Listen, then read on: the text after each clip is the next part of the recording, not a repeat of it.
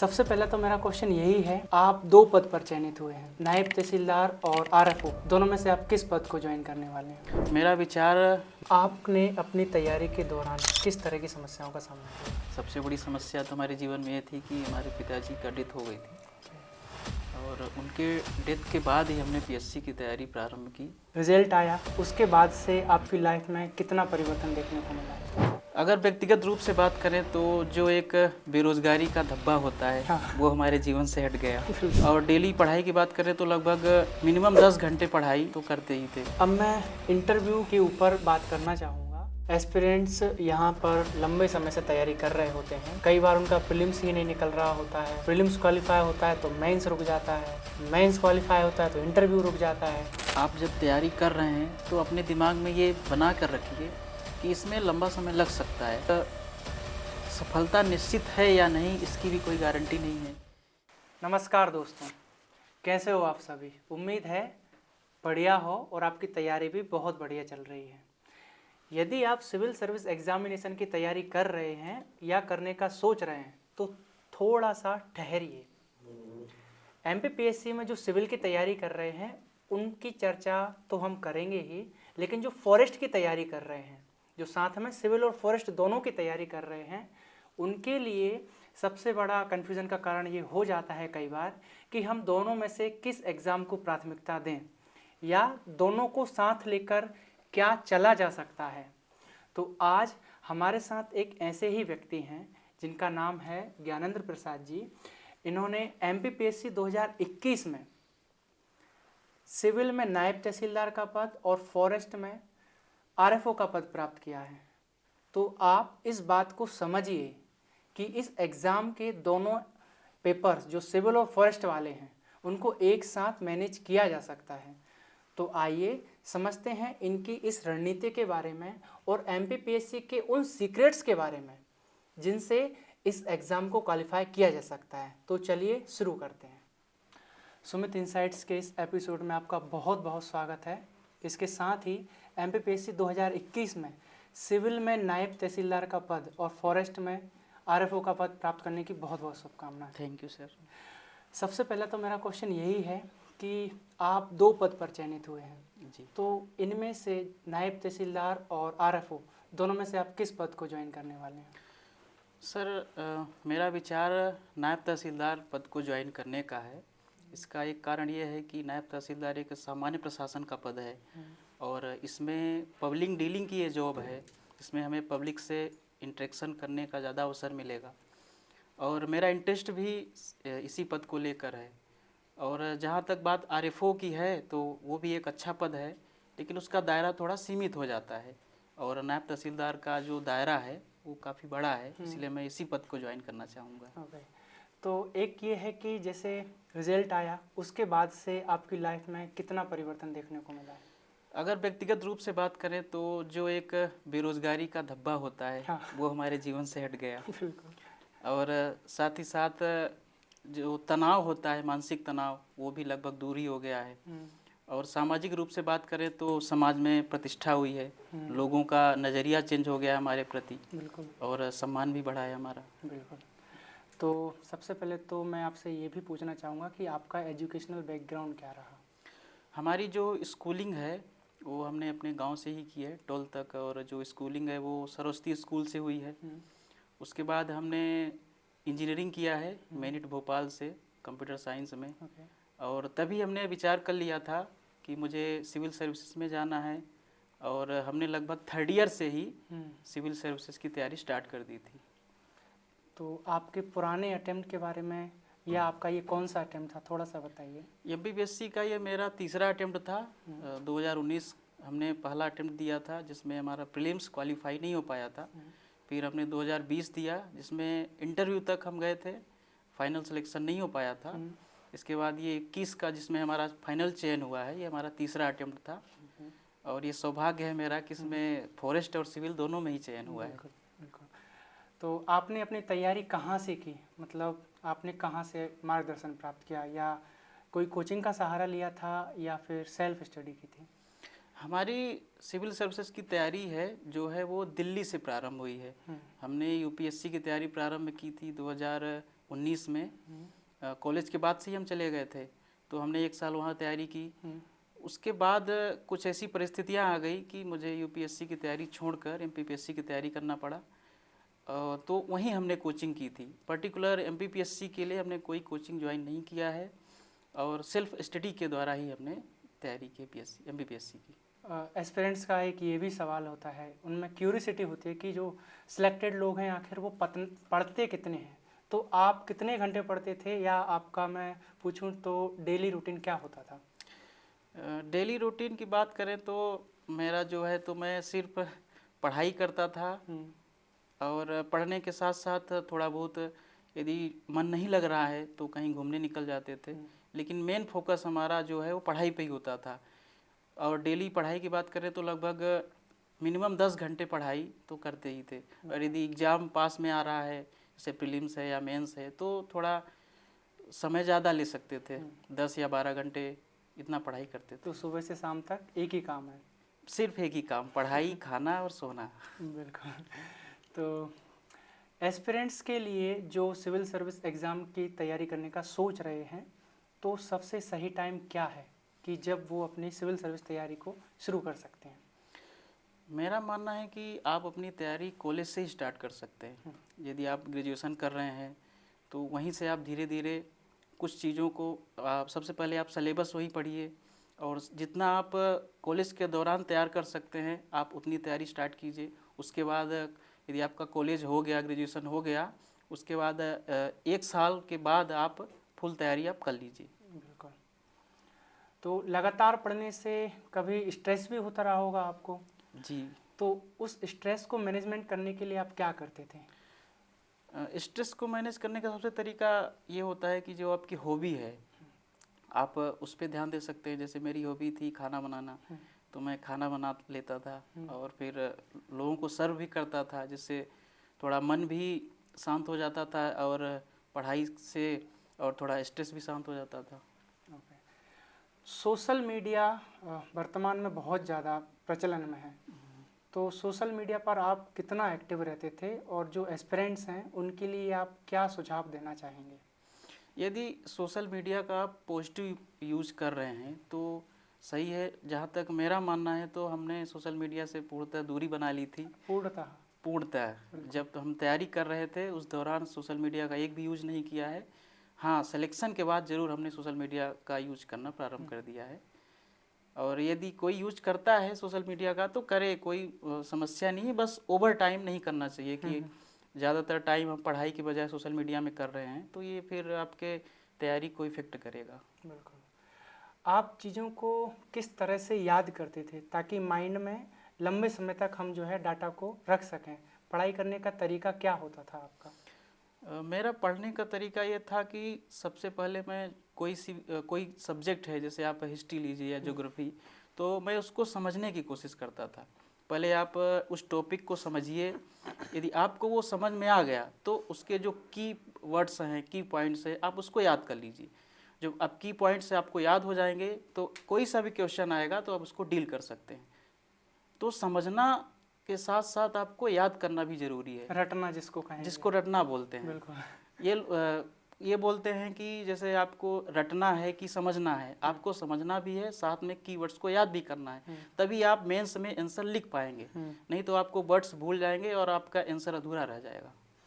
Okay. तैयारी के दौरान कभी ऐसा हुआ है आपके साथ कि पढ़ाई में गैप हो गया हो, जैसे 10-10, 15-15 दिन आपने किताब ही खोल कर ना देखी हो, ऐसा हुआ है कभी? हमारे साथ तो ऐसा हुआ है क्योंकि कोरोना काल इस तैयारी के दौरान ही आया है, तो लगभग 1.5 साल तक हमारे पढ़ाई में गैप रहा। इस दौरान लगभग लॉकडाउन ही लग गया था, तो घर में ज़रूर थोड़ा थोड़ा पढ़ाई करता था, लेकिन वो गैप ही माना जाएगा।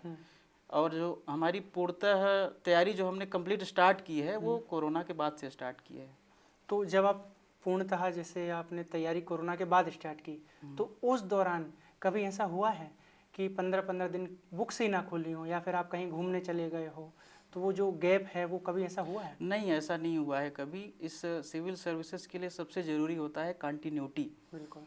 आप कंटिन्यू पढ़ाई कीजिए। किसी दिन छूट भी रहा है तो आप उस दिन थोड़ा पढ़ लीजिए, 1 घंटे या 2 घंटे। कंटिन्यूटी बहुत आवश्यक होती है सिविल सर्विसेज के लिए, यदि आपकी कंटिन्यूटी टूट रही है तो कहीं न कहीं आपके तैयारी में एक लैग उत्पन्न कर सकता है। बिल्कुल। नोट्स आपने बनाए होंगे, तो उनका सही तरीका क्या है कि नोट्स को कैसे बनाया जाए और नोट्स को कब बनाया जाए? प्रीलिम्स के लिए हमने नोट्स नहीं बनाया था। प्रीलिम्स के लिए क्या है कि हमने डायरेक्ट यूनिट वाइज नोट्स लिया और उसी से हमने पढ़ना स्टार्ट कर दिया और उसी नोट्स में ही हमने टिक मार कर दिया ताकि रिवीजन करने में हमें आसानी हो। मेंस के लिए ज़रूर हमने नोट्स बनाए हैं और ख़ासकर शॉर्ट नोट्स, ताकि जब मेंस का एग्ज़ाम हो तो हमें रिवीजन में आसानी हो। इसके लिए आप यूनिट वाइज सिलेबस देखिए और यूनिट वाइज आप नोट्स तैयार कर सकते हैं। ये क्या है कि जब मेंस एग्ज़ाम होता है तो बहुत सहायक होते हैं हमें चीज़ों को याद करने के लिए। तो नोट्स को बनाए कैसे? मतलब जैसे यदि आप किसी बुक को पढ़ रहे हैं तो डायरेक्ट पहली बार में पहली ही रीडिंग में नोट्स बना लेना चाहिए या फिर थोड़ा सा बुक्स को पढ़ लिया जाए उसके बाद नोट्स बनाना चाहिए? नहीं, मेरा मानना है कि आप पहले बुक को पढ़िए या कोई टॉपिक है आप पहले उसको पढ़िए, उसको समझिए, फिर आपको ऐसा लगता है कि ये पॉइंट हमें भूल सकता है या ये कीवर्ड्स ज़्यादा ज़रूरी है तो आप शॉर्ट नोट्स में वही कीवर्ड लिखिए। यदि आप पूरा नोट्स लिखने बैठेंगे तो फिर वो शॉर्ट नोट्स थोड़ी कहलाएगा, वो तो पूरा आप नोट्स ही उतार रहे हैं। ओके। ग्रुप स्टडी के बारे में आपका क्या विचार है? क्या आप ग्रुप स्टडी को ज़्यादा प्रेफर करते थे या सोलो स्टडी, और दोनों में से क्या सबसे बेस्ट है? यदि आपका ग्रुप सिविल सर्विसेज एस्पिरेंट का ही है तो वो एक अच्छा ग्रुप है, लेकिन जहाँ तक अपना स्वयं का है तो हमने सोलो स्टडी ही किया है। अच्छा, जी, तो सोलो स्टडी को आप ज़्यादा? Yes yes sir, solo study को ही ज़्यादा मैं प्रेफर करता हूँ। ठीक है। इस एग्ज़ाम में लूसेंट का कितना महत्व है? मतलब वर्तमान में हम देखें तो एमपीपीएससी के स्टूडेंट्स कई बार डाउट में रहते हैं कि लूसेंट बुक पढ़ना चाहिए या नहीं पढ़ना चाहिए। आपका लूसेंट बुक को लेकर क्या विचार है? यदि आप एमपीपीएससी सिलेबस देखेंगे तो प्रीलिम्स में 10 यूनिट है और ऐसे ही मेंस में 6 पेपर होते हैं। तो यदि प्रीलिम्स में लूसेंट की बात करें तो हमने लूसेंट को नहीं पढ़ा है। अच्छा। 10 यूनिट है तो आप यूनिट वाइज नोट्स अवेलेबल है, कोचिंग की नोट्स अवेलेबल है, आप सोर्सेज बहुत सारे हैं। तो यदि आप यूनिट वाइज नोट्स पढ़ रहे हैं तो उसके लिए लूसेंट आवश्यक नहीं है, लूसेंट कवर हो जाता है। लूसेंट एक तरह का शॉर्ट नोट्स है, तो यदि आप होल सिलेबस कवर कर रहे हैं यूनिट वाइज तो लूसेंट मेरा मानना है कि आवश्यक नहीं है पढ़ना। ओके। एनसीईआरटी के बारे में आपका क्या विचार है? जो नए बच्चे जो तैयारी करने के लिए आते हैं वो एनसीईआरटी को लेकर भी डाउट में रहते हैं कि एनसीईआरटी पढ़ना चाहिए या नहीं पढ़ना चाहिए। आपके क्या विचार हैं? यदि नए एस्पिरेंट्स आ रहे हैं, उनके पास पर्याप्त समय है, साल या 2 साल का, तो आपको ज़रूर पढ़ना चाहिए, क्योंकि जो एनसीईआरटी है वो आपके बेसिक को तैयार करता है, आपको समझ के विकसित करता है, इसलिए उसको पढ़ लेना चाहिए यदि आप नए एस्पिरेंट है तो। लेकिन यदि आपके पास समय कम है, जैसे 6 महीने है या प्रीलिम्स है, तो आप उसको स्किप भी कर सकते हैं। करंट अफेयर को आपने कैसे मैनेज किया? क्या आपने करंट अफेयर के नोट्स भी बनाए थे? करंट अफेयर के लिए आपको डेली न्यूज़पेपर पढ़ना चाहिए। यदि उसमें आपको कुछ इम्पोर्टेंट लगता है कि ये आ सकता है, इसके क्वेश्चन बन सकते हैं, तो आपको लिख लेना चाहिए। लेकिन करंट अफेयर के आजकल मार्केट में नोट्स भी आ गए हैं, तो आप उसको प्रेफर कर सकते हैं। एमपीपीएससी की तैयारी के दौरान कई बार अभ्यर्थियों को या एस्पिरेंट्स को समस्याओं का सामना करना पड़ता है। आपने अपनी तैयारी के दौरान किस तरह की समस्याओं का सामना किया? तैयारी के दौरान तो मुझे लगभग बहुत समस्याएं आई हैं। सबसे बड़ी समस्या तो हमारे जीवन में ये थी कि हमारे पिताजी का डेथ हो गई थी और उनके डेथ के बाद ही हमने पीएससी की तैयारी प्रारंभ की, जिसमें हमें फाइनेंशियल समस्याएं उत्पन्न हुई। फाइनेंशियल के साथ साथ घर परिवार को भी देखना, उन सब को मैनेज करते हुए और तैयारी चालू रखना एक संघर्षमय काम था। उन सब को हमने दरकिनार करते हुए यहाँ तक सफलता हासिल की है। बिल्कुल। एस्पिरेंट्स कई बार उनकी आर्थिक स्थिति उतनी अच्छी नहीं होती है कि वो इंदौर या दिल्ली जैसे शहरों में बाहर जाकर पढ़ाई कर सकें, तो क्या वो अपने घर पर यदि तैयारी करना चाहते हैं तो उनके लिए क्या बेस्ट तरीका होगा? उनके लिए बेस्ट तरीका है कि वो घर पर भी रह के तैयारी कर सकते हैं। ऐसा आवश्यक नहीं कि आपको जैसे इंदौर या भोपाल में आकर ही पीएससी की तैयारी करेंगे तभी सफलता प्राप्त होगी। आप घर पे रहकर भी तैयारी कर सकते हैं। अब तो लगभग प्रत्येक कोचिंग संस्थान या ऑनलाइन प्लेटफॉर्म उपलब्ध है, आप उसको परचेज कर सकते हैं। यदि आप उसको भी परचेज नहीं कर पा रहे हैं तो सेल्फ स्टडी द्वारा भी आप सिलेक्शन पा सकते हैं। ऐसा आवश्यक नहीं कि कोचिंग वालों का ही सिलेक्शन हो रहा है या जो कोचिंग कर रहे हैं उनका हो रहा है, आप सेल्फ स्टडी के द्वारा भी सिलेक्शन ले सकते हैं। प्रत्यक्ष उदाहरण हमारा ही है, हमने MPPSC की पूर्णतः तैयारी सेल्फ स्टडी के द्वारा ही की है। तो ऐसा आवश्यक नहीं है, आप घर पर रहकर भी अच्छी तैयारी कर सकते हैं। एस्पिरेंट्स यहाँ पर लंबे समय से तैयारी कर रहे होते हैं, कई बार उनका प्रीलिम्स ही नहीं निकल रहा होता है, प्रीलिम्स क्वालिफाई होता है तो मेंस रुक जाता है, मेंस क्वालिफाई होता है तो इंटरव्यू रुक जाता है, तो वो एक तनाव से गुजर रहे होते हैं। एंजाइटी, डिप्रेशन जैसी चीज़ें उनको घेरे हुए होती हैं, तो वो इस चीज़ से कैसे ओवरकम करें? जो सिविल सर्विसेज की तैयारी है वो एक लंबा प्रोसेस है, उसमें एग्ज़ाम ही 1 साल में होता है। दूसरी बात यह है कि आप जब तैयारी कर रहे हैं तो अपने दिमाग में ये बना कर रखिए कि इसमें लंबा समय लग सकता है, और इसके साथ साथ सफलता निश्चित है या नहीं इसकी भी कोई गारंटी नहीं है, क्योंकि फाइनल लिस्ट में किसका नाम आने वाला है और किसका नहीं आने वाला है ये किसी को पता नहीं होता है। लेकिन अपने दिमाग में एक विश्वास रखिए कि हमारा सिलेक्शन होगा, हमारा जो तैयारी है वो सही डायरेक्शन में जा रही है, इस साल नहीं तो अगले साल ज़रूर सिलेक्शन होगा। और अपनी जो तैयारी है अगर वो कंटिन्यू रखेंगे तो आपका सिलेक्शन ज़रूर होगा। इस विश्वास के साथ यदि तैयारी करेंगे, आप कंटिन्यू तैयारी रखेंगे तो सिलेक्शन ज़रूर होगा और तनाव भी कम होगा। साथ ही साथ यदि आपको ज़्यादा तनाव हो रहा है, सिलेक्शन नहीं हुआ, तो आप थोड़ा ब्रेक भी ले सकते हैं, 10 दिन या 15 दिन का आप कहीं घूमने निकल गए तो उसमें भी आपको नए विचार आएंगे और फिर से तैयारी करने का एक जुनून मिलेगा। और तैयारी के दौरान यदि आपको थोड़ा स्ट्रेस होता है तो आप जैसे 1 हफ्ते पढ़ रहे हैं तो आप संडे को गैप ले लीजिए, इससे भी आपको जो फ्रेशनेस फील होगी। और कहीं घूमने निकल जाए, दोस्तों से बात कर लिया और घर में बात कर लिया, तो ये स्ट्रेस रिलीज़ करने के कई सारे तरीके हैं। लेकिन आपको यदि विश्वास रखना है कि नहीं हमें ये करना ही है तो आपको ज़रूर सफलता मिलेगी और अच्छे से मिलेगी। जिन बच्चों की प्रारंभिक शिक्षा उतने अच्छे स्कूलों में नहीं हुई है या जिनका बेसिक नॉलेज जो है वो कम है, बैकग्राउंड कमज़ोर रहा है, क्या वो सिविल सर्विस एग्जामिनेशन की तैयारी कर सकते हैं? बिल्कुल कर सकते हैं। सिविल सर्विसेज की तैयारी के लिए ये आवश्यक नहीं कि आपका बैकग्राउंड कैसा रहा, उसमें ये देखिए कि आपका वर्तमान कैसा है, आप वर्तमान पे कहाँ खड़े हैं। यदि आज से आप तैयारी प्रारंभ करते हैं तो आपकी तैयारी आज से मानी जाएगी, और यदि सिंसियर हैं, आप सिलेक्शन चाहते हैं और अभी से तैयारी करते हैं तो आपका ज़रूर सिलेक्शन होगा। बस आपको थोड़ा परिश्रम ज़्यादा करना पड़ेगा क्योंकि आपका बैकग्राउंड कमज़ोर है, तो उस बैकग्राउंड को भी कवर करने के लिए थोड़ी मेहनत ज़्यादा पड़ेगी। बाकी आपका पक्का सिलेक्शन हो सकता है, ऐसा आवश्यक नहीं है कि बैकग्राउंड कमज़ोर है तो सिलेक्शन नहीं होगा। MPPSC में सिविल और फॉरेस्ट की तैयारी जो लोग कर रहे होते हैं एक साथ, उनको कहीं ना कहीं ये डाउट रहता है कि हम किसे प्राथमिकता दें, क्या दोनों को एक साथ तैयार किया जा सकता है? आपने दोनों एग्ज़ाम को एक साथ क्वालिफाई किया है। MPPSC 2021 में नायब तहसीलदार का पद भी मिला है, फॉरेस्ट में आप RFO भी बने हैं, तो दोनों एग्ज़ाम को आपने कैसे एक साथ मैनेज किया?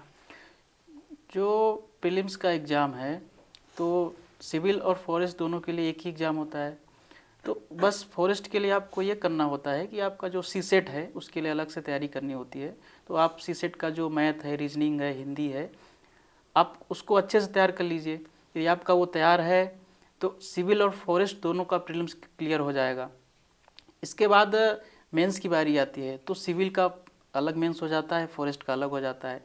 तो फॉरेस्ट के लिए जो मेंस का सिलेबस है उसमें 15 यूनिट है, तो जो 5 यूनिट है वो कॉमन प्रीलिम्स की ही यूनिट है, तो उसके लिए आपको अलग से तैयारी करने की आवश्यकता नहीं होती है। जो 10 यूनिट है आपको वही तैयार करना होता है। तो वो ज़्यादा बृहद सिलेबस नहीं है फॉरेस्ट का कि आपको 6 महीने या 4 महीने लग रहे हैं, आप उसको आसानी से 1 महीने या 1.5 महीने में तैयार कर सकते हैं। उसमें सामान्यतः जो फॉरेस्ट्री का पार्ट है वो 5 यूनिट है, तो उसको आप एक बार कोचिंग भी देख सकते हैं या यूट्यूब में अवेलेबल है वीडियो, वहाँ भी देख सकते हैं। हॉर्नबिल वीडियो अच्छा, उसकी कोचिंग परचेज कर सकते हैं, उसके नोट्स भी अच्छे हैं। तो वो तैयारी कम समय में भी हो सकती है। तो मतलब ऐसा स्ट्रेस वाली बात नहीं कि दोनों एक साथ लेके चल रहे हैं। फॉरेस्ट का जो है सिलेबस कम है, आप उसको तैयारी कर सकते हैं। और क्या है कि जो फॉरेस्ट का एग्ज़ाम है वो सिविल के बाद ही होता है लगभग। तो सिविल मेंस देने के बाद आपके पास पर्याप्त समय रहता है कि आप फॉरेस्ट की तैयारी कर लें। और यदि कभी ऐसा हुआ कि फॉरेस्ट पहले पड़ गया या दोनों साथ में चल रहे हैं, तो आप यदि फॉरेस्ट को थोड़ा भी समय दे रहे हैं, डेली आप 10 घंटे पढ़ रहे हैं तो 2 घंटे आप फॉरेस्ट को दे दीजिए, तो ऐसे भी तैयारी साथ में हो सकती है। आपके दिमाग में कभी ऐसा नहीं आया कि दोनों को साथ लेकर जा रहा हूँ तो दो नाव पे सवार होके, ऐसा बोलते हैं ना सब कि दो नाव पे सवारी नहीं करना चाहिए, तो आपके दिमाग में ऐसा नहीं आया कि दोनों को साथ लेके जाऊंगा तो कहीं ऐसा ना हो कि दोनों ही हाथ से चले जाएं? नहीं, ऐसा नहीं आया, क्योंकि जो दोनों का सिलेबस है लगभग 50 से 60% कॉमन ही है, चाहे प्रीलिम्स का ले ले या मेंस का ले ले। मेंस फॉरेस्ट्री में भी साइंस पोर्शन है और वो पोर्शन सिविल में भी है, बस उसमें फॉरेस्ट्री का डिफरेंस हो जाता है। तो उसके लिए पर्याप्त समय है, आप तैयारी कर सकते हैं। एक विश्वास होना चाहिए, एक विश्वास होना चाहिए कि हम दोनों की तैयारी कर सकते हैं। ऐसा मतलब तनाव लेके नहीं कि हमें ये करना है या ये करना है, आप आसानी से कर सकते हैं। कोई इसमें ज़्यादा टाइम कंज्यूमिंग भी नहीं है कि आपको ज़्यादा टाइम लगेगा, आसानी से हो जाता है। एमपीपीएससी की तैयारी में अभी तक आपने कितना समय दिया है? मतलब आप इसकी तैयारी कब से कर रहे थे और कब आपको रिजल्ट मिला इस चीज़ का? पीएससी की तैयारी तो हमने कॉलेज के बाद से ही प्रारंभ कर दी थी। हमारा ग्रेजुएशन 2018 में हो गया था, तो 18 से ही हमने प्रारंभ कर दिया था। लेकिन जो हमारा सिलेक्शन हुआ है वो एमपीपीएससी 2021 के एग्ज़ाम में हुआ है। तो यदि 21 के हिसाब से देखें तो 3 साल समय लगा, लेकिन जो 2021 का रिजल्ट है वो 2024 में आ रहा है, तो लगभग 5 साल का समय लग गया फाइनल सफलता प्राप्त करने में। यदि कोई बिगिनर्स है जो सिविल सर्विस एग्जामिनेशन की तैयारी करना चाह रहा है तो उसे अपनी शुरुआत कैसे करना चाहिए? सिविल सर्विसेज की तैयारी के लिए सबसे पहले आप अपना माइंडसेट बनाइए कि मुझे सिविल सर्विसेज की तैयारी करना है और आगे चल के सिविल सर्वेंट ही बनना है। यदि आपने अपना माइंडसेट बना लिया है तो आप अपनी तैयारी ग्रेजुएशन के साथ ही स्टार्ट कीजिए। आप ग्रेजुएशन भी कर रहे हैं, साथ में थोड़ा थोड़ा पीएससी की तैयारी भी कर रहे हैं। जैसे ही आपका ग्रेजुएशन कंप्लीट होता है, आप फुल फोकस एमपीपीएससी पे या कोई भी सिविल सर्विसेज पे करिए, उसके बाद आपको सफलता निश्चित ही मिलेगी। अब मैं प्रीलिम्स पर आगे बढ़ना चाहूँगा। प्रीलिम्स के लिए आपकी क्या रणनीति होती थी और आपने प्रीलिम्स के लिए क्या सोर्सेज यूज़ किए? प्रीलिम्स की रणनीति हमारी यही थी कि आप सबसे पहले पढ़िए और पढ़ने के साथ साथ जितना हो सके आप उतना ऑब्जेक्टिव लगाइए। आप जितना क्वेश्चन सॉल्व करेंगे उतने फाइनल एग्जाम में आपके क्वेश्चन सही होने के चांसेस रहेंगे। तो और जहाँ तक सोर्सेज की बात है तो हमने प्रीलिम्स में कई सोर्सेज का उपयोग किया है। जैसे स्टार्टिंग के जो 5 या 6 यूनिट है उसके लिए हमने आकार आईएएस की नोट्स, जो एक हिंदी माध्यम के लिए अच्छी नोट्स है, उसको प्रेफर किया है। बाकी कंप्यूटर के लिए परीक्षा धाम की आप प्रेफर कर सकते हैं। अभी नया सिलेबस चेंज हुआ है, जो यूनिट 10 जनजातीय वाला भाग है उसके लिए हमने निर्माण आईएएस नोट्स का उपयोग किया है। तो आप इन नोट्स का उपयोग कर सकते हैं, ये अच्छी नोट्स है। बाकी नोट्स का ये भी है कि कोई भी नोट्स बेकार नहीं होती है, आप उसको भी प्रेफर कर सकते हैं, जैसे अदर नोट्स है। लेकिन उसमें पढ़ने का जो तरीका होता है वो अपना यूनिक रखिए कि आपको जो क्वेश्चन वहाँ आएंगे या जो इम्पोर्टेंट है आप उसको अच्छे से पढ़िए।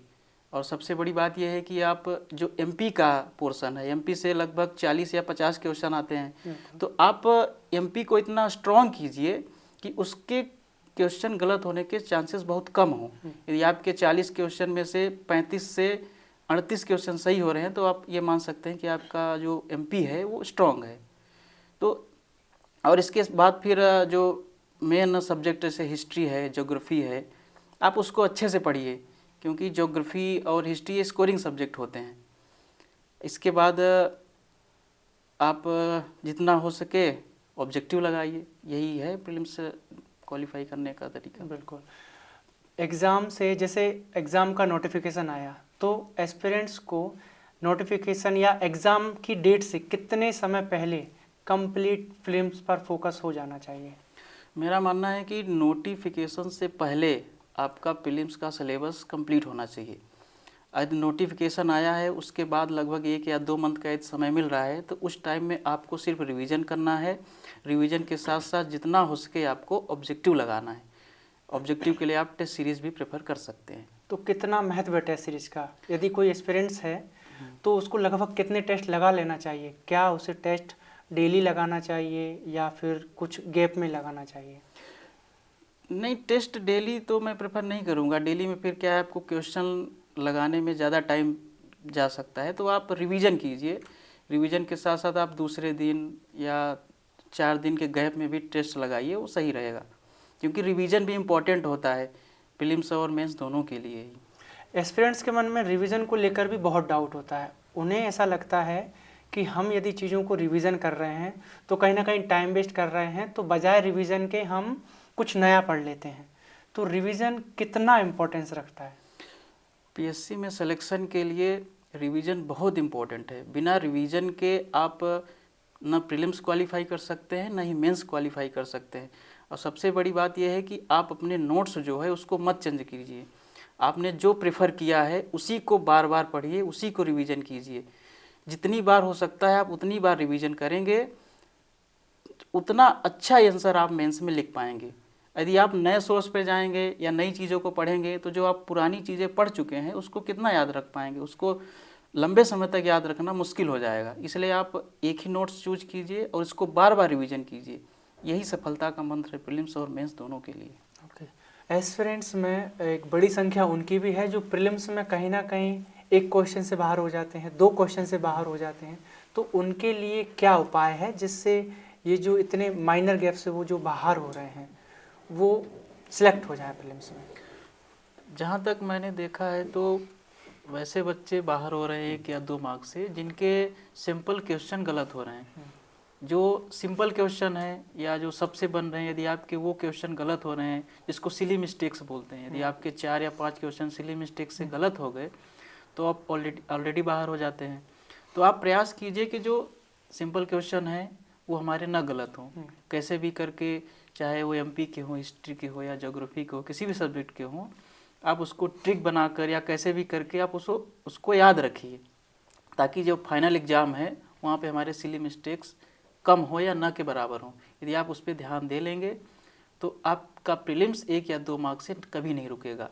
क्योंकि जो कठिन क्वेश्चन आते हैं वो सबके लिए कठिन होते हैं, लेकिन जो सिंपल होते हैं वो उसमें से मैक्सिमम बच्चे कर लेते हैं, और जिनके गलत हो जाते हैं वो एस्पिरेंट्स बाहर हो जाते हैं। बिल्कुल।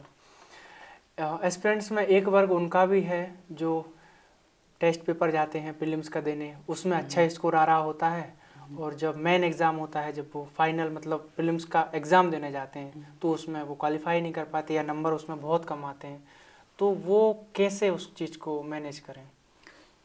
इसमें एस्पिरेंट्स के अंदर एक ये होता है कि वो टेस्ट सीरीज़ में अच्छे नंबर ला रहे हैं, तो एक ओवर कॉन्फिडेंस भी होता है कि नहीं, यहाँ अच्छे नंबर ला रहे हैं तो हमारा प्रीलिम्स क्वालिफाई होगा। ऐसा नहीं है। आपको जो प्रीवियस ईयर के क्वेश्चन पेपर हैं, जो आयोग के क्वेश्चन हैं, आप उनको एनालिसिस ज़रूर करें। आप देखें कि आयोग के क्वेश्चन कहाँ से आ रहे हैं, चाहे वो एमपी के हों या किसी भी सब्जेक्ट के क्वेश्चन हो, वो क्वेश्चन कहाँ से आ रहे हैं, किस टाइप के क्वेश्चन आ रहे हैं, उसी के आसपास ही आप तैयारी रखिए, उसका एनालिसिस कीजिए। एग्जाम्पल के तौर पे मैं बताना चाहूँगा, जैसे जनसंख्या है, उससे हर साल लगभग 1 या 2 क्वेश्चन आते ही हैं। तो आप जनसंख्या का जितना भी पोर्शन है आप उसको अच्छे से याद कीजिए, जिससे आपका वहाँ फाइनल एग्जाम में क्वेश्चन गलत ना हो। तो आपके जो ऐसे क्वेश्चन जब एनालिसिस करके आप जाएंगे तो आप अच्छा स्कोर कर सकते हैं प्रीलिम्स में। प्रीवियस ईयर क्वेश्चन पेपर का इस एग्ज़ाम में कितना महत्व है, प्रीलिम्स और मेंस दोनों के लिए? प्रीवियस ईयर क्वेश्चन पेपर के द्वारा ही हम पैटर्न समझ पाते हैं कि क्वेश्चन कैसे आते हैं, किस टाइप के आते हैं। आप यदि मेंस की बात करते हैं तो मेंस में 2 मार्कर, 7 मार्कर और 10 मार्कर हैं। तो आपको वहाँ से जानकारी मिलेगी कि कैसे क्वेश्चन आ रहे हैं, किस पोर्शन से ज़्यादा आ रहे हैं, या सिलेबस में जो लिखा है वहीं से डायरेक्ट क्वेश्चन आ रहे हैं या डीप क्वेश्चन आ रहे हैं। जब आप प्रीवियस ईयर क्वेश्चन का एनालिसिस करेंगे तब आपको ये जानकारी प्राप्त होगी, जो कि बहुत आवश्यक है आपको मेंस और प्रीलिम्स दोनों के लिए। अब मैं मेंस पर आगे बढ़ना चाहूँगा। तो स्टूडेंट्स को मेंस की तैयारी कब से शुरू कर देना चाहिए, कैसे करे वो मेंस की तैयारी? मेंस और प्रीलिम्स की तैयारी साथ में ही करना चाहिए। बिल्कुल। सबसे पहले तो उसे पूरा मेंस का सिलेबस पढ़ना चाहिए, और यदि मेंस के साथ साथ प्रीलिम्स भी पढ़ना चाहिए। यदि आप पूरी तैयारी को 4 भागों में बांटें तो 3 भाग आप मेंस पढ़िए और 1 भाग आप प्रीलिम्स पढ़िए। ओके। लेकिन जैसे यदि आपका प्रीलिम्स पास में आ रहा है और जैसे 1 महीने या 2 महीने हैं, तो आप पूरा फोकस प्रीलिम्स से कर दीजिए। प्रीलिम्स क्वालिफाई हो जाएगा और उसके बाद आप मेंस पर तैयारी कीजिए। मेंस प्रीलिम्स से पहले आपका मेंस का भी सिलेबस कंप्लीट होना चाहिए, क्योंकि प्रीलिम्स एग्ज़ाम के और मेंस एग्ज़ाम के बीच लगभग 90 डेज का समय मिलता है। तो उस 90 डेज के में आप रिवीजन कीजिए और मेंस का आंसर राइटिंग प्रैक्टिस कीजिए, क्योंकि उस 90 डेज में यदि आप ये सोचेंगे कि हम मेंस का सिलेबस कवर कर लें, रिवीजन भी कर लें, प्रैक्टिस भी कर लें, तो ये संभव नहीं होता है। प्रीलिम्स से पहले सिलेबस कवर होना चाहिए। तो जैसे जिनका प्रीलिम्स क्वालिफाई होता है तो उसके बाद लगभग 90 दिन होते हैं मेंस एग्ज़ाम के लिए। Yes yes. तो उन 90 दिनों में क्या सबसे बेस्ट स्ट्रेटजी है, क्या करना चाहिए जिनका पहले ऑलरेडी मेंस सिलेबस हो चुका है, या फिर दूसरे एस्पिरेंट्स के लिए भी? इसके लिए आप सिलेबस लीजिए। सिलेबस तो आपने पढ़ रखा ही है। आप यूनिट वाइज रिवीजन कीजिए। यूनिट वाइज रिवीजन करने के साथ साथ आप डेली प्रैक्टिस कीजिए। यदि आप 10 घंटे पढ़ाई कर रहे हैं तो 10 घंटे में से आप 9 घंटे पढ़िए और 1 घंटे आंसर राइटिंग की प्रैक्टिस कीजिए। इससे आपकी डेली प्रैक्टिस होती रहेगी। और आप एक टेस्ट सीरीज भी लगा लीजिए जो 3 दिन या हफ्ते में टेस्ट भी रहेगा। तो फाइनल एग्ज़ाम से पहले आपके लगभग पूरे पेपर एक बार हो जाएंगे, एक बार आप टेस्ट सीरीज़ में पूरे कवर हो जाएंगे। तो जब आप फाइनल एग्ज़ाम के लिए जाएंगे तो आपका कॉन्फिडेंस भी रहेगा और आपकी तैयारी भी लगभग पूर्ण हो जाएगी। मेंस के लिए टेस्ट सीरीज का कितना महत्व है? मेंस के लिए टेस्ट सीरीज़ का महत्व इतना है कि आपकी प्रैक्टिस जो है वो टेस्ट सीरीज़ के द्वारा ही होती है। यदि आप टेस्ट सीरीज ज्वाइन नहीं करेंगे तो आपको एग्ज़ाम का माहौल नहीं मिलेगा। इसके लिए आपको टेस्ट सीरीज ज्वाइन करना ज़रूरी है। और उस टेस्ट के लिए और फाइनल एग्ज़ाम से पहले लगभग सभी पेपर दे देना चाहिए। एक बार तो आवश्यक ही है। तो टेस्ट सीरीज स्टूडेंट्स को घर पर भी लिख सकते हैं या कोचिंग संस्थान में ज्वाइन करना जरूरी है? यदि आप कंफर्टेबल हैं तो घर पे भी लिख सकते हैं, लेकिन घर में फिर वो क्या है, कुछ लोगों को माहौल नहीं मिल पाता है कॉम्पिटिटिव वाला, तो आप टेस्ट सीरीज जाके कोचिंग में जाके वहाँ लिख दीजिए, वहाँ सही रहता है। मेंस के लिए आपने क्या सोर्सेज यूज़ किए, फॉरेस्ट और सिविल दोनों के लिए? फॉरेस्ट के लिए तो हमने हॉर्नबिल का नोट्स जो फॉरेस्ट्री का है उसको यूज किया है। फॉरेस्ट मेंस में 10 यूनिट हैं, इसमें 4 यूनिट फॉरेस्ट्री का है तो उसको हमने हॉर्नबिल से ही पढ़ा है। बाकी साइंस के पोर्शन है तो उसको हमने सेल्फ स्टडी और जो हमारे ग्रेजुएशन के सोर्स हैं फिजिक्स केमिस्ट्री बायो उसको हमने प्रेफर किया। उसमें से NCERT भी पढ़ा है। और अगर सिविल की बात करें तो यूनिट वाइज हमने डिफरेंट सोर्सेज का उपयोग किया है। इसमें ज़्यादातर हमने आकार IAS कोचिंग का ही उपयोग किया है और फिर कुछ निर्माण के नोट्स का भी उपयोग किया है। इसके साथ साथ स्टैंडर्ड जो बुक होती हैं जैसे लक्ष्मीकांत पॉलिटी के लिए और ज्योग्राफी के लिए NCERT भी प्रेफर किया है। तो ये है कि हमने मतलब कंप्लीट सिलेबस कंप्लीट करने के लिए डिफरेंट सोर्सेज का उपयोग किया है। मुख्य परीक्षा में आंसर राइटिंग का बहुत महत्वपूर्ण योगदान है, तो किसी भी एस्पिरेंट्स के लिए आंसर राइटिंग कब शुरू कर देना चाहिए और उसको आंसर राइटिंग कैसे करना चाहिए? आंसर राइटिंग की जो शुरुआत है वो तैयारी के साथ ही करनी चाहिए। जैसे आपने जब तैयारी स्टार्ट की, आपने एक यूनिट पढ़ा या कोई भी सब्जेक्ट कंप्लीट किया तो आप उसकी आंसर राइटिंग कीजिए। जो प्रीवियस ईयर के क्वेश्चन है या टेस्ट सीरीज के क्वेश्चन है, आप कहीं से भी क्वेश्चन ले आए और उसको लिखिए, तभी आपको एक्चुअल में पता चलेगा कि आपकी तैयारी हुई है या नहीं है, कितना आपको रिमेंबर है, आप सही डायरेक्शन में जा रहे हैं या नहीं जा रहे हैं। जब तक आंसर राइटिंग नहीं लिखेंगे, प्रैक्टिस नहीं करेंगे तो आपकी इसकी जानकारी नहीं होगी। इसलिए प्रैक्टिस ज़रूरी है। तो आंसर राइटिंग रोज करना चाहिए या फिर कुछ अंतराल के बाद आंसर राइटिंग करना चाहिए? यदि आप डेली पढ़ रहे हैं तो आप आधे घंटे या 1 घंटे डेली लिख सकते हैं, लेकिन यदि डेली नहीं लिख पा रहे हैं तो आप अंतराल में भी कर सकते हैं। लेकिन आंसर राइटिंग बहुत ज़रूरी है, आप उसको स्किप नहीं कर सकते हैं। आंसर राइटिंग किसी भी एस्पिरेंट्स को किस तरह करना चाहिए? आंसर मेंस के एग्जाम क्वालिफाई करने के लिए आंसर राइटिंग बहुत इंपॉर्टेंट है। आंसर राइटिंग में सबसे महत्वपूर्ण बात यह है कि आपकी स्पीड अच्छी होनी चाहिए। स्पीड इस सेंस में होनी चाहिए कि आप जो आंसर लिख रहे हैं वहाँ फाइनल एग्जाम में, उसमें ये कोशिश कीजिए कि आपके पूरे अटेम्प्ट हों, कोई क्वेश्चन छूट ना पाए। लेकिन यदि आपके कुछ क्वेश्चन छूट भी जाते हैं, एक या दो, तो उस पर कोई इफेक्ट नहीं पड़ता आपके फाइनल सिलेक्शन में। लेकिन आपने जो बाकी क्वेश्चन लिखे हैं उनको अच्छे से अटेम्प्ट कीजिए, इस पे डिपेंड करता है। रही बात आंसर राइटिंग की मेंस के लिए, तो मेंस में 3 पार्ट हैं, 3 पोर्शन आते हैं, 2 मार्कर, 7 मार्कर और 10 मार्कर। तो जो हमारी स्ट्रेटजी थी आंसर लिखने की, तो 2 मार्कर में अभी नई कॉपी आई है, तो उसमें 4 लाइन दिया गया है। तो आप कोशिश कीजिए कि उसको 4 फैक्ट डालें।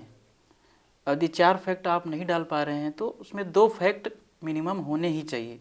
2 फैक्ट के साथ आप नंबरिंग डालकर नंबर के साथ लिख सकते हैं। लेकिन जैसे यदि कोई परिभाषा पूछी गई है तो आप उसको सीधे परिभाषित कर सकते हैं, उसमें मतलब पॉइंट में लिखना कोई आवश्यक नहीं है। और ये जो क्वेश्चन आपको नहीं आ रहे हैं तो आप उसको लिखने की कोशिश मत कीजिए, क्योंकि यदि आप गलत लिखेंगे तो जो कॉपी चेक कर रहा है उसके ऊपर गलत इम्पैक्ट जाता है। इसलिए जो आप 2 मार्कर आपसे जो नहीं बन रहे हैं आप उसको स्किप कर दीजिए, ब्लैंक छोड़ दीजिए, उससे कोई दिक्कत नहीं। आगे की बात, जैसे 7 मार्कर है, तो 7 मार्कर में भी आप पॉइंट वाइज आंसर दीजिए जितने भी हैं, और पॉइंट वाइज में भी आप अलग अलग पैटर्न अपना सकते हैं। और कहीं पे आपको यदि फ्लो चार्ट डायग्राम बनाना है तो आप वो बना सकते हैं। आंसर लिखने का सबसे अच्छा मेरा ये मानना है कि आप जो पूछा है, जो क्वेश्चन है, उस डिमांड को आप पूरी कीजिए। क्या है, कुछ एस्पिरेंट्स ऐसा करते हैं कि क्वेश्चन कुछ और पूछा है और लिख कुछ और रहे हैं। इसका ध्यान आपको बहुत रखना है कि जो क्वेश्चन पूछा है आप वही लिखिए, इधर उधर भटकाओ फिर वो मार्क्स कट जाते हैं। और रही बात 10 मार्कर की, तो यही स्ट्रेटजी वहाँ भी अपनानी है। अब मैं इंटरव्यू के ऊपर बात करना चाहूँगा। आपको इससे पहले भी इंटरव्यू का अनुभव रहा है। Yes sir. और 2022 MPPSC 2022 का इंटरव्यू आपका होने वाला है 5 दिसंबर 2024 को। Yes sir. और हम इंटरव्यू से लगभग 1 हफ्ता पहले बात कर रहे हैं जी। तो जब तक ये वीडियो आएगी, हालांकि तब तक ये इंटरव्यू हो चुका होगा। तो मैं जानना चाहता हूँ कि आप अभी कैसा फील कर रहे हैं कि आपका इंटरव्यू होने वाला है अभी? क्या है कि मैं पहले भी इंटरव्यू दे चुका हूँ और ये मेरा 5वां इंटरव्यू है आयोग में। हमने 2 सिविल के इंटरव्यू दिए हैं और 2 फॉरेस्ट के इंटरव्यू दिए हैं, जिसमें 2020 का इंटरव्यू दिया है सिविल का, और 2021 जिसमें हमारा फाइनल चयन नायब तहसीलदार के पद पे हुआ है। तो क्योंकि मैं ऑलरेडी सेलेक्टेड हूँ तो मुझे जो एक डर का, इंटरव्यू के लिए जो डर का माहौल रहता है वो लगभग मेरा पूरा ख़त्म हो चुका है। और मैं एक मतलब फुल कॉन्फिडेंस फील कर रहा हूँ।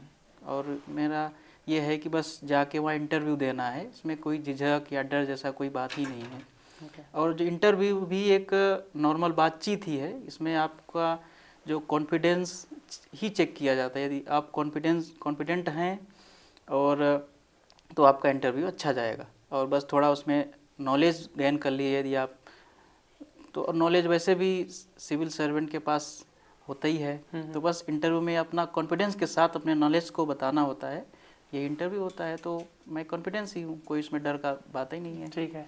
अब जैसे जिनका मेंस क्वालिफाई हो जाता है और इंटरव्यू जब तक होंगे, तो बचे हुए टाइम में इंटरव्यू की तैयारी कैसे की जाए? इंटरव्यू की तैयारी के लिए आप क्या है कि जैसे हम मेंस पढ़ते हैं, प्रीलिम्स पढ़ते हैं, तो जो जीएस का है, जीएस पोर्शन है और अन्य चीज़ें हम पढ़े ही रहते हैं।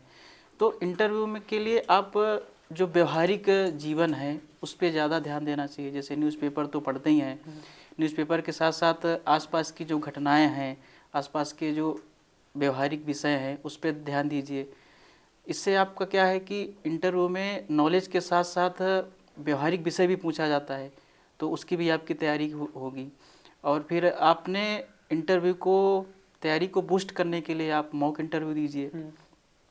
आप जितने कंफर्ट हो सकते हैं आप उतने मॉक इंटरव्यू दे सकते हैं। फिर आप वहाँ भी आपको सुझाव दिया जाएगा कि आपके अंदर ये कमी है या इस पर आप सुधार कर सकते हैं। तो ये धीरे धीरे करके आप एक अच्छे इंटरव्यू की तैयारी कर सकते हैं। तो इंटरव्यू की तैयारी के दौरान जो तनाव तो होता ही है कहीं ना कहीं एस्पिरेंट्स को, खासकर उनके लिए जो बिगिनर्स हैं, तो वो कैसे उसे मैनेज करें?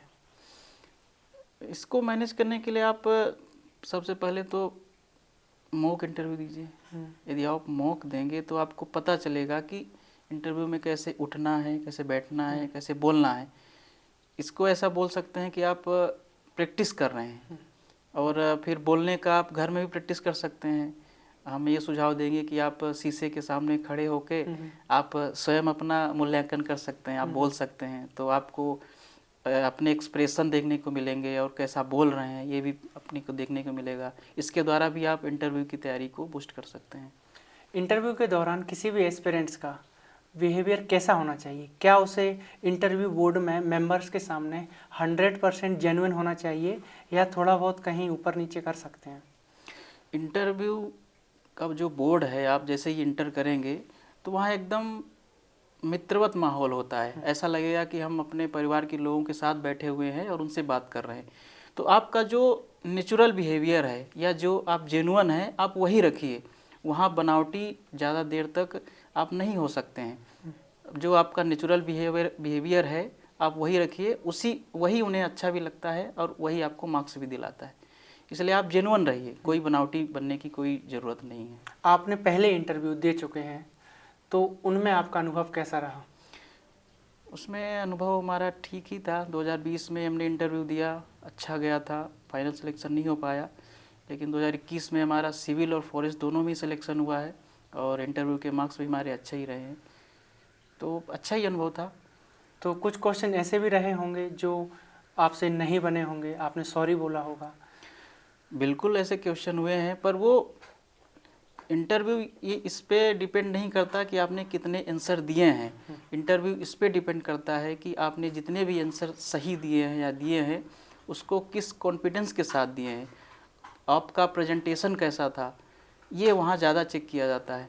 तो यदि आपसे 10 सवाल पूछे गए और या आपने 5 में भी सॉरी बोला तो इसका मतलब ये नहीं है कि आपका इंटरव्यू ख़राब गया है।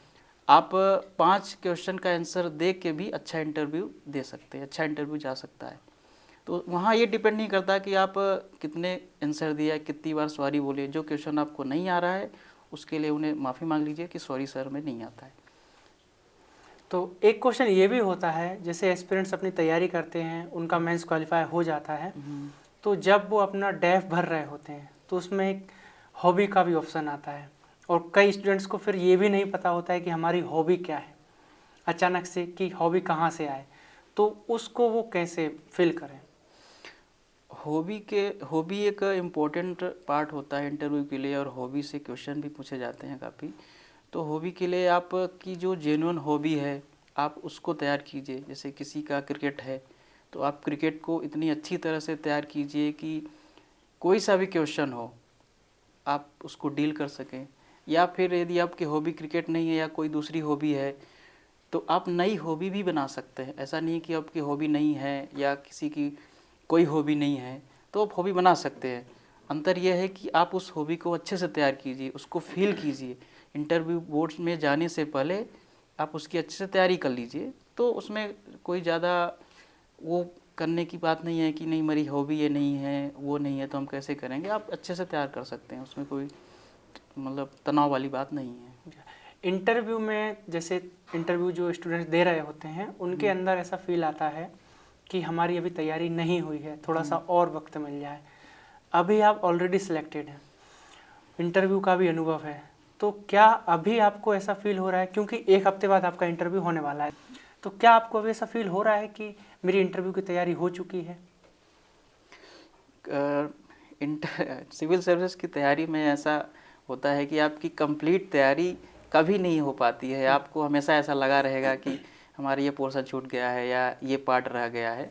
लेकिन यदि आपकी लगभग 70-80% भी तैयारी हो गई है, आपको ऐसा लग रहा है कि हाँ हम डील कर ले जाएंगे चाहे मेंस हो या इंटरव्यू, तो वो लगभग कंप्लीट ही तैयारी मानी जाती है।